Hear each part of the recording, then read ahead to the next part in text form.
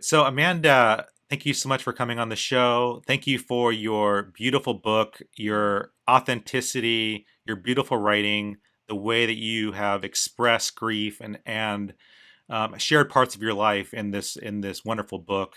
I want to thank you for that. Now, I really feel that this is a gift that you're giving me to be here to talk about your book. So, thank you. Mm. Um, my my first question to you really is about your your desire to be a social worker. Mm. Like, take me back to what led you to go into social work, and how did those that period prepare you or not prepare you for what was ahead? Sure. Yeah, Mike, thank you so much for having me. It really is a joy to be here and to speak with you and for your interest in the book and interest in the topic. I appreciate it. Yeah, it's interesting that in a couple places in my bio it says I'm a social worker. I do have a history of being a social worker and kind of the last, I guess, 15 years of my career. I started out as a social worker working in kind of the urban areas in Nashville, providing education like GED training, job skills training for underemployed women, yeah, struggling with low income Mm, challenges associated with low income, and then after that, I actually moved into the international humanitarian aid sector, and so really for kind of the better part of the last 15 years, have been a chaplain to international aid workers. I don't really like to say I'm an aid worker myself because I never felt like I was kind of doing the hard work of grant writing and implementing feeding programs or implementing clean water programs. I was kind of serving as a chaplain and staff care specialist to the people that do that day in and day out. And so I had the opportunity mm, to go to many of the places they were serving all over the world and see some of those see that suffering, see people living in the aftermath of disasters, been to war zones and areas of famine, areas of epidemic outbreaks. So I've been able to travel to those places, but my role was really to sit and listen to the impact of that trauma and that work on the people that we're going in to help and the people that we're going in to address some of those needs. And so, I it's really interesting. Your question's a good one of how did that work prepare me for my own catastrophe, for my own disaster. And I've always felt like in some ways I've lived like, I don't know, like in the suburbs of other people's trauma. And so like when I suddenly found myself dealing with my own loss, I felt actually totally unprepared. I thought I would mm, be well prepared because it's like, man, I've been to a war zone, or I've seen people experiencing kind of the worst that the world has to offer. And so I'm well acquainted with sorrow, but it's very different when it's your own person that's been lost. It's your own story. It's your own grief. It's a very different experience. But what it did do, I guess, to prepare me was just there was an in some ways my suffering had been normalized for me, and I think that was mm, a key first step was there wasn't this sense in which I was totally shocked that anything like this could happen to me. There was certainly elements of that, and there were days where it felt totally unreal, but I also knew that this is what life living in this broken world is. And also, the hope that I carried with me was that I can get through this because I have seen people rebuilding their homes in the aftermath of a hurricane. I've mm, seen people getting up and walking away from a hospital bed after their bodies had been riddled with shrapnel wounds and they'd lost five mm. of their family members in a war. I've seen those people put one foot in front of the other and begin to move forward in their life. And so I knew that human resolve, that resilience was in me, that we have the capacity to do that, but that it was going to take time and patience and intentionality. So in some ways it did prepare me, but in other ways I still felt like a complete novice when approaching grief in my own life. As you were really coming alongside people who are suffering Mm. and going through trauma, what did that look Mm. like? Because I feel like for those of us who are encountering others in our Mm, church or mm, friends or loved ones who are suffering. And many times we mm. don't know what to Yeah. say. Words fail us, and I'm wondering, like, as you have 15 years serving in so many different capacities to helping people who are hurting, what does it look like to come alongside? Oh, Mike, such a good question. And I mean, you could, there's a whole industry now around what not to say to people who are suffering. So many Instagram accounts and books, and in some ways, I get a little bit nervous about telling people what not to say to a griever or to someone who's traumatized, because there's been so much said about all the terrible things that you can say in that moment, that I'm afraid people will just not say anything at all. They'll be so afraid of saying the wrong Hmm. thing that they won't say anything at all, that they'll avoid the person. They're afraid of doing further damage. They're just gonna leave them alone. And I would say that's the worst thing you can do. I mean, your imperfect presence is a lot better than your absence in a moment of loss and sorrow. And I actually think the best way to start when someone's in experienced trauma, experienced losses, I don't know what to say, and just be honest with them and say, I'm here for you. I don't even know what to say. And to just kind of be there in the mystery of it all. I think one thing I have found, I spent a lot of years going to hard places and listening to aid workers tell me their difficult stories, and listening some to the stories of the beneficiaries they were working with. And I think the best thing you can do is just be curious. Be curious about their experience. Ask them questions about their experience, and what they're feeling. And also to show interest in the person as a whole. To not just, I know sometimes grief can feel like it consumes your whole life, and it seemed like for a long time the only thing anyone wanted to ask me about was my grief. And sometimes I Hmm. wanted to talk about something other than that. Our lives are made up of so much more than the trauma we've experienced or the grief we've experienced. And so a lot of times going to be with an aid worker who had just experienced a traumatic event was me being like, what books are you reading right now? Or what Netflix series are you binging? And talking, and Hmm. just being with the person as a whole person. That's, I'm scratching the surface, but I think the main thing is just don't never treat someone like they have the plague if they have experienced loss or trauma. You might say something wrong, but they'd rather you say something a little off-putting than to be avoided completely. I like the way you put that. I had to write this down. Imperfect Mm, presence. Like, I think that's a beautiful way to put it. yeah. Because I feel like that's. I mean, I think my struggle sometimes is that when I see somebody who's Mm, suffering, a loved one, I want to just pull away because I feel like I'm going to say the wrong yeah. thing. I'm going to make it Yeah. worse, Yeah. and that's a struggle for me. Yeah, totally. And I think that just being honest with the person about that, just you just say like, hey, man, I don't want to say the wrong thing right now. I don't even know what to say, but I just want to be here for you. I want you to know I care about you, and I want you to know I'm here to listen. I think that is huge. I mean, and always the default is say less than you're willing to like listen more, say less. I think that's always Hmm. kind of the default. And another thing that really helped me was people that were just like, let's go do something together. Because if they were like, let's go have coffee and talk about how sad you are, it was like, well, Hmm. that sounds Hmm. overwhelming right now. But if they were like, hey, you want to go for a walk, or hey, you want to go see a movie or whatever, and then that's when the talking came out, when I felt kind of comfortable, and I could kind of be distracted with something else. But yeah. Yeah, I Yeah. like that. I'm curious about your how your faith helped and or Mm, hurt you during these seasons. And I want to read a quote because your book covers some things that I was thinking about. You write, the language of the American evangelical church had informed many of my assumptions about suffering. Everything happens for a reason, hmm. right? God doesn't give you more than you can handle, right? Just pray that peace that passes all understanding will wash over your body from head to toe, Mm, right? The presence of God will descend upon you like a dove from heaven, right? And you say, the problem was that peace and that presence sure didn't feel like I thought it would. yeah. Yeah. Yeah, Mike, to be honest with you, I feel like at first, kind of my faith, or at least where I was at kind of on my own faith journey, hurt.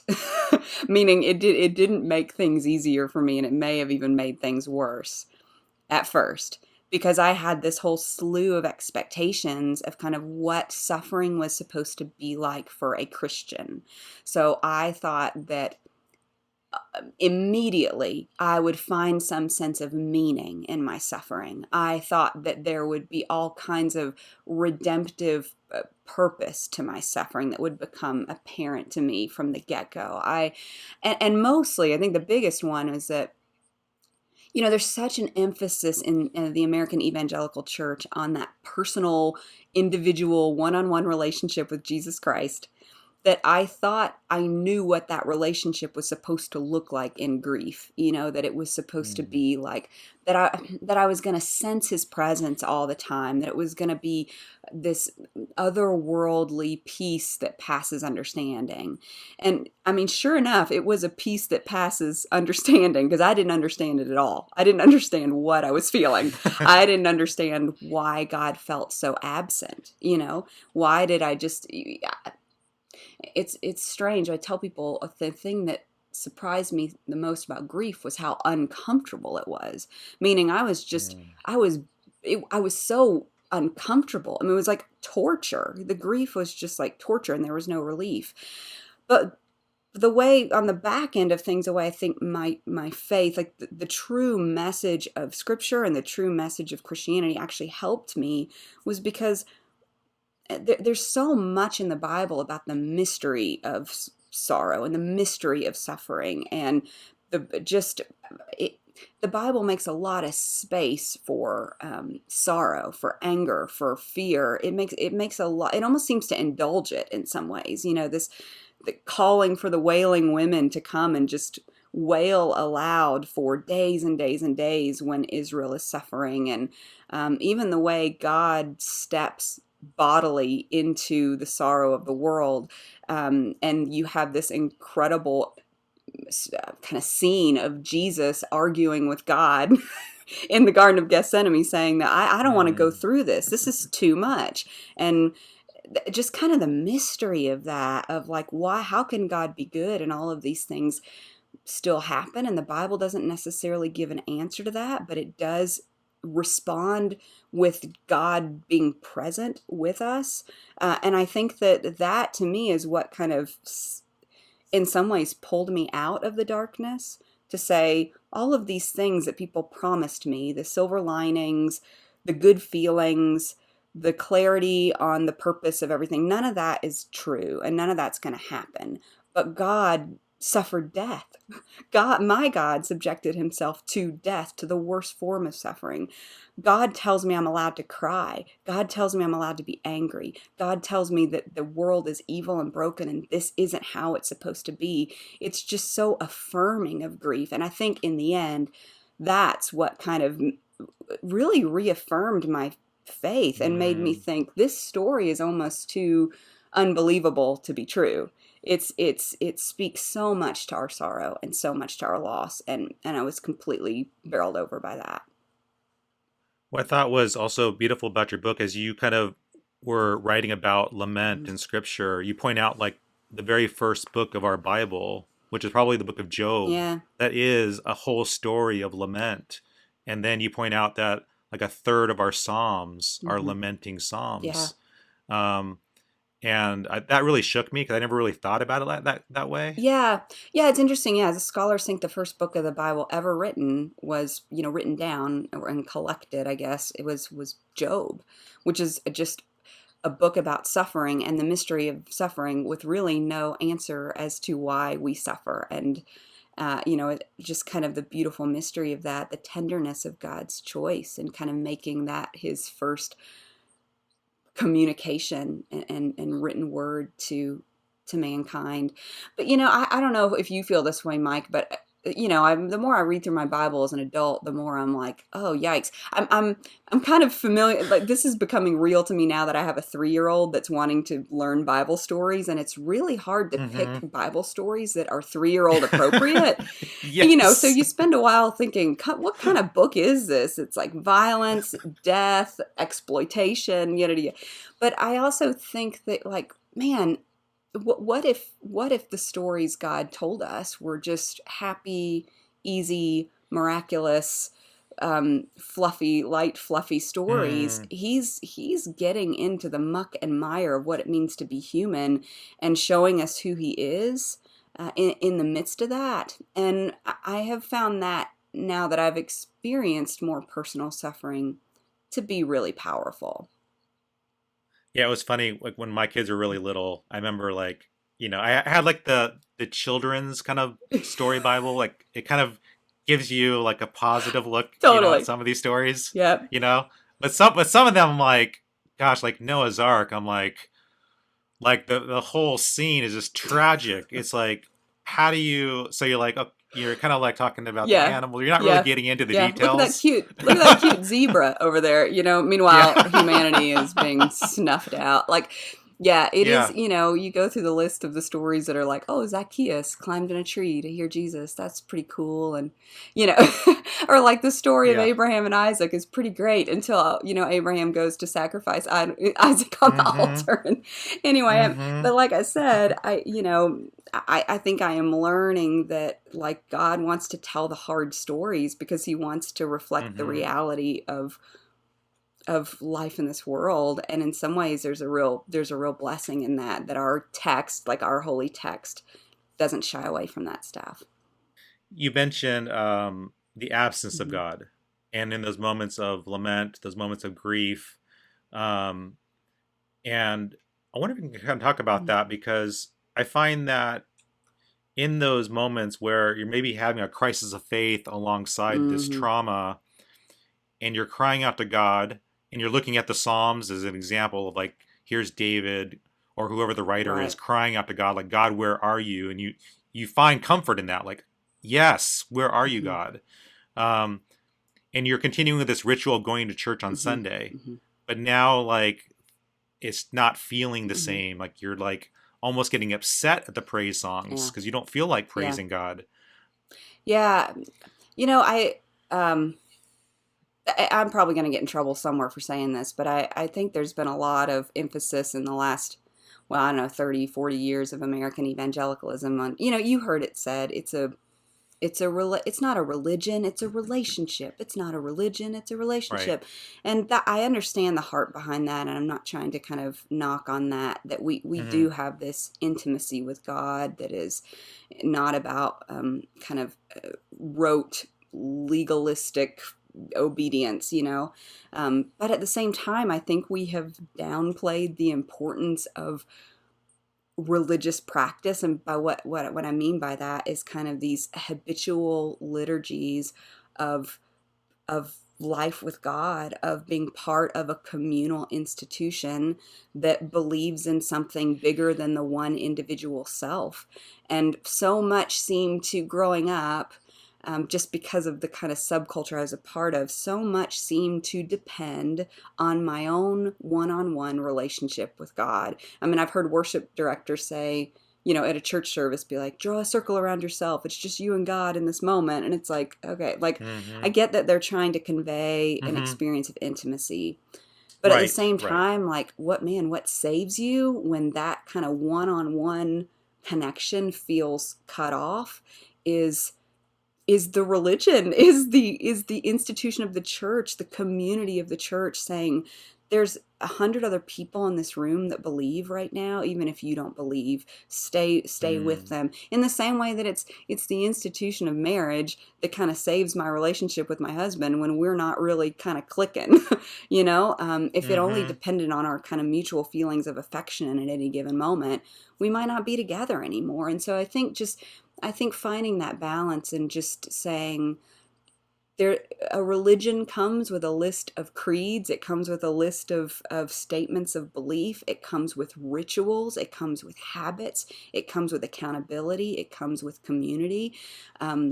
we are radical individuals. We are all deinstitutionalizing right now, and I would caution against that in some ways, because there's a lot of beauty and kind of anchoring to be found when you kind of take that pressure off the one-on-one relationship. If you're just not really emotionally experiencing God in that moment, it's okay. Your faith is not a failure. It's not the end of the story. You're still on a journey. And that was really important to me in my experience of grief. What were some of the rituals of going to church that you found most Mhm. helpful as you were maybe feeling Mm. faithless? I think prayer and beginning the day in a posture of prayer. Like I remember um, in some of the early days of my grief saying, before I look at my phone, before I do anything, I'm gonna like Mm, literally kneel and pray. I just kind of get out whatever comes out. Like it's not going to be yeah. eloquent. It might not even be heartfelt, and it may be a repetition, but but that's what I'm going to do. I think that, and I think that, well, and it's interesting, Mike, like my, the most significant portions of my grieving in the last 3 to 4 years have been during a pandemic. And so gathering together with non-believers or with other believers was really challenging. But just continuing to say like, hey, if I'm gonna show up to church, or I'm gonna Mm, hit start on the live stream, I don't have to sing. I don't have to raise my hands in an emotional connection with God, but I'm gonna listen and watch as other people pray and sing and allow that to wash over me. Kind of, we're holistic beings. Like our bodies need to show up for the life of faith, and our bodies need to show up for grief, even when our hearts feel stagnant or our hearts feel detached. And so, kind of bringing my body to those places was really important. And then just, I don't know, keeping good people around you that were more nuanced and didn't try to theologically explain away your your hmm. grief or your suffering, but that could also remind you of some things that were true. I think that was really important. Did you find it hard to like open up to somebody who's like checking in on you, like, "Hey, Amanda, how are you doing?" Because sometimes our quick response is like, "I'm Hmm. fine," or like, "It's been hard, but I'm doing okay." Like, you just want to Hmm. like, you don't want to go there. Did you find it? Did you find it Yeah, hard? it's interesting. I literally, right before I got on this call, I was writing an article about this, because Oh, it's an okay. interesting question, right? Like when people, I cannot tell you the number of times people have been like, "But how are you doing, really?" You Yeah, know, yeah, yeah, and yeah. sometimes I would say I'm okay, and they would look at me like kind of perturbed that I wasn't willing to open up more. And so I try to remind people, like, when you ask someone who's grieving if they're okay and they say that they are, first off, believe them, and don't put, you're not their therapist, you're their friend. Try to approach that response with curiosity rather than assessment. um, it may be that in that moment they are okay. And this is something that's really difficult to understand, or to explain as a griever. It's difficult to explain how you can be both not okay and okay, that you're both things at the Hmm. same time, that you've learned how to function, you've learned how to take care of your life's responsibilities, and you may have even found joy in life, and you may be enjoying many aspects of life while you are simultaneously wrecked and ruined by the catastrophic loss you've experienced. You're just both things at the same time. And so I think when a griever tells you that they're okay, it may be that they're celebrating that they just got out of bed that morning. It may be that they're actually having a moment of joy and they don't want to interrupt that by going into the details of their suffering with you. And it could be that they're lying. They may not be okay. They may just be saying that they are because they don't feel like talking about it, or they don't know how to find the words to explain it, or whatever the case may be. And so I think if you're a friend asking after someone who's grieving, again, I think the response, or the solution, is always just be curious, and just say, well, what's bringing you joy, or what's helped you lately, or what TV shows are you watching right now? Like, Yeah, yeah, ask yeah, about the yeah. rest of their life, and then some of those Yes, things will yes. will will come out in the conversation. Yeah, I like that. Just getting to know them on a more personal level and how they're like other things happening in their life because they maybe at a point may feel comfortable to open up, but maybe you're not right Yeah, now. exactly. And remember, that's if they don't feel like talking to you, it's nothing against you. It doesn't mean you're a bad friend. You just don't, they may have spent the whole morning talking about it, or they may, like I said, be finally in a place where they're kind of getting a reprieve from the overwhelming emotion, Yeah, and they just don't want to talk about it in that moment. And so, don't, it's not personal. It's not about you. Just, be curious, be a good listener, be available. Yeah. yeah.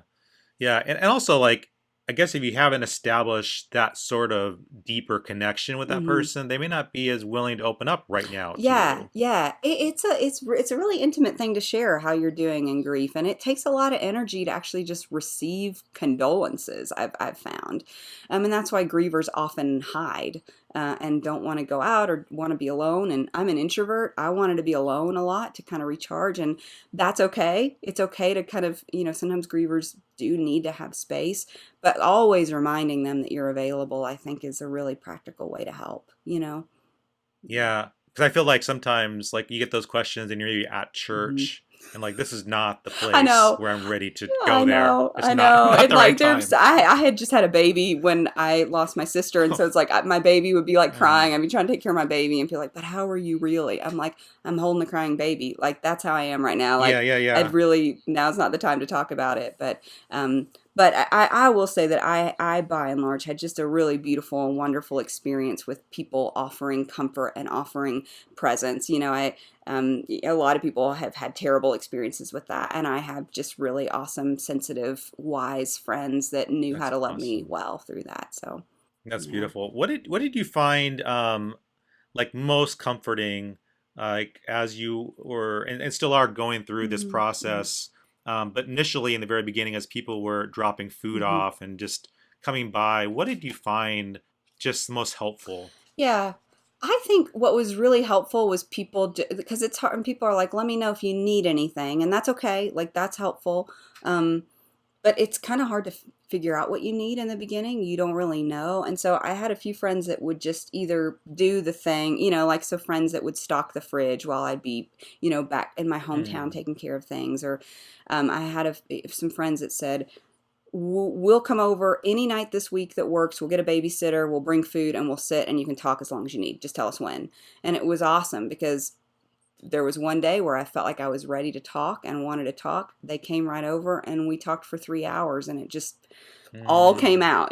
But it was just kind of them kind of naming the specifics of what they were able and willing to do. So then I could just kind of say, okay, cool, I'll take that and I'll take that and I'll take that. So kind of offering specific things to help was really great. Because if someone says, I could, let me know if you need anything, I don't want to be like, okay, well, cool, can you come mow my lawn? Like, I don't know, like then you kind of feel Yeah, bad yeah, yeah, anyway. yeah, But if they yeah, say, hey, I'm available to mow your lawn, let me know what night, it's just like that's really cool because yeah, as I hate, many people are like me, we hate asking for help. And so when you list specifically what you can do, that was really helpful. And then again, people that just wanted to do normal stuff with me was great.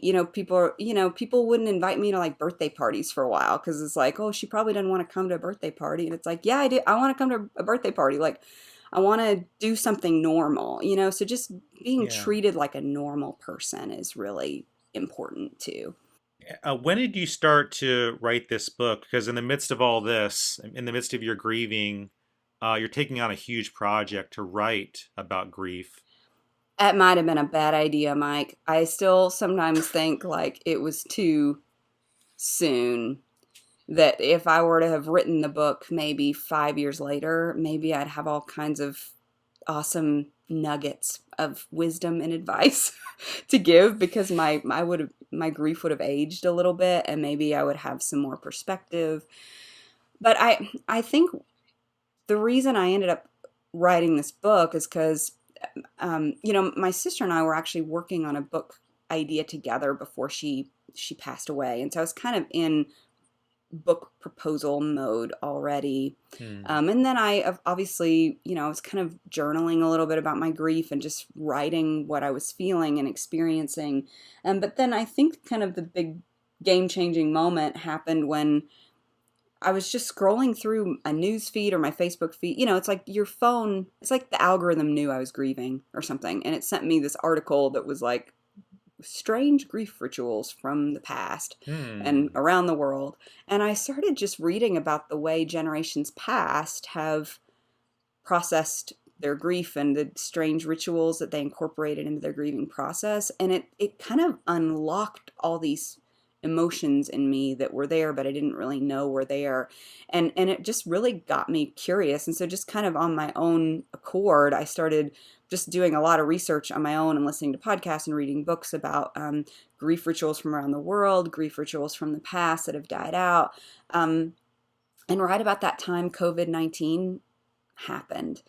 And I it became clear to me that the country and the world is going through an unprecedented season of death and grief, and that maybe other people needed to hear about some of these rituals. And that's when I kind of started sketching up what a book might look like, and just trusting that the language I had access to in the depth of my grief would be enough, or would meet someone wherever they were. And so Mm-hmm. um, it was a lot to take on, but it also was a real pathway for healing for me to actually work on this project. It actually forced me to think about my grief rather than distract myself.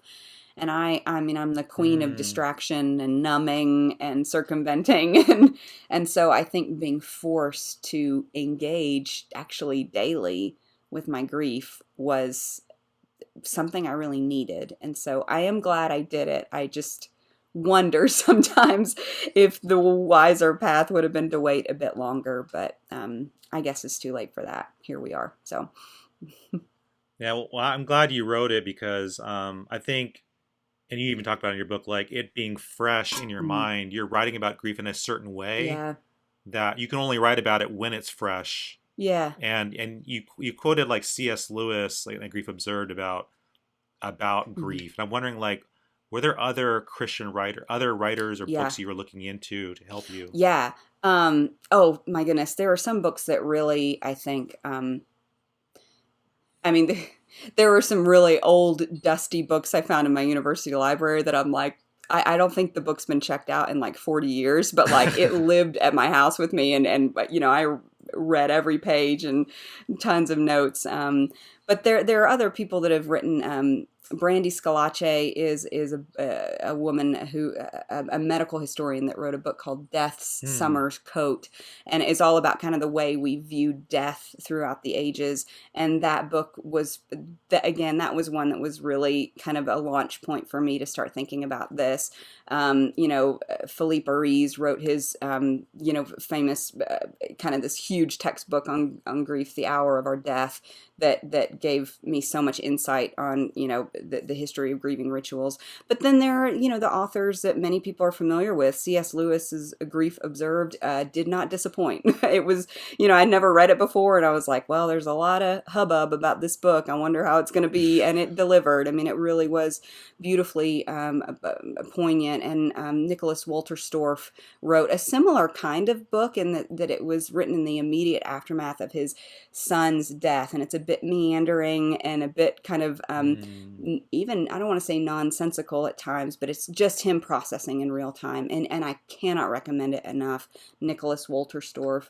And then some recent books that have been written. Jen Pollock Michelle, the Surprised by Paradox, has some beautiful stuff about grief. Tish Harrison Warren, who I know you've had on the show, she Prayer in the Night was hugely helpful. So some of those books that really added, I think, to, you know, just my own processing, and then allowed me to write the book. Were there certain Bible passages or Psalms that really spoke to you during this Hmm. time? Yeah, and so, ones that you wouldn't necessarily think. You know, it's like, you know, there are the classic, you know, First Thessalonians 4:13. We do not grieve as those who have no hope. I don't know, that one didn't do much for me. Yeah. Because I Yeah. think Yeah. You're I think right. we've Right. often interpreted that we put a comma in it. We do not grieve, pause, as those who have no hope. And it's Uh-huh. like, no, we do grieve, but we do so with hope, Yeah. And Yeah. so there are some of those kind of classic Mm. ones that, and honestly, I don't write a whole lot about like the hope of the afterlife or the resurrection in the book, and some people might be really disappointed by that. I think that's not because I the hope of the bodily physical resurrection of Jesus Christ and our own physical bodily resurrection is the cornerstone of my life. I've put all my eggs in that basket, for better or for worse. Mm-hmm. Um, Mm-hmm. but but I it's a to me it's a mystery. I think so much of the life after this life and the new kingdom, the new heaven and the new earth, there's a lot of mystery to that. And so I don't know how much I need to pontificate on that. Smarter people than me can write about that. Please see N.T. Wright. Um, what I wanted to write about is like how God and Scripture met me kind of in the here and Yeah. now, and the before we experience that resurrection, and what does God have to say to me in that? And yeah, I think Jesus's sorrow spoke a lot to me in my grief. Just the fact that the whole narrative of Scripture is driving towards God subjecting himself to death, subjecting himself to grief, like that's unbelievable. I mean, that's an incredible meta narrative that we have, that we get to hold on to. So just kind of, yeah, the story of Jesus, the people he interacted with, the people that suffered. I mean, Ezekiel, that is a rough Mm. book, man. But if you read it when you're in grief, or after you've been to a war zone, or after you've experienced people suffering from famine, there's just so much hope that God wants to speak to that and to address it. And so I found comfort in scriptures that were kind of off the beaten path, if you will. And the other famous ones are great too, I guess. Like the Lord is my shepherd, all those things. That there was a place for them. But Ecclesiastes has so much to say about disillusionment and fear of death and how awful that is. And yeah, that was another one I read a lot in my grief that really helped. So it's all over. It's interesting. It's interesting you say Ecclesiastes because, like, when I read that, sometimes I feel hope. I feel like despair, but That's you're why I finding loved it. That's comfort. why I loved it. Yeah. Because I was like, Yeah. haha, like Koheleth, the wisest man in the world, he also feels despair and disillusionment. This does not square with like the hearty optimism of American evangelicalism. And I loved it. I just loved that in the end, he was like, yep, you're going to die and all your possessions will be given to another and everything is meaningless. So you know what? Enjoy life while you can and obey God and keep his commandments, and everything's going to be brought out into the light. The end. Like there was something about that just was really comforting to me. Well, Amanda, I want to thank you so much for writing a Oh, fantastic book on grief and all the rituals and all your insights, your personal insights into ways that you've managed grief and dealt with the messiness of grief. yeah. Thank you so much for your book, and of course for thank you for coming on the podcast to talk a No. little bit Thank about you it. for reading the book, and thanks for having me on. It's been a delight to talk to you. Hey, thank you so much for watching this video clip from the Delgado podcast. To get more videos just like this, simply subscribe here on YouTube. Take care.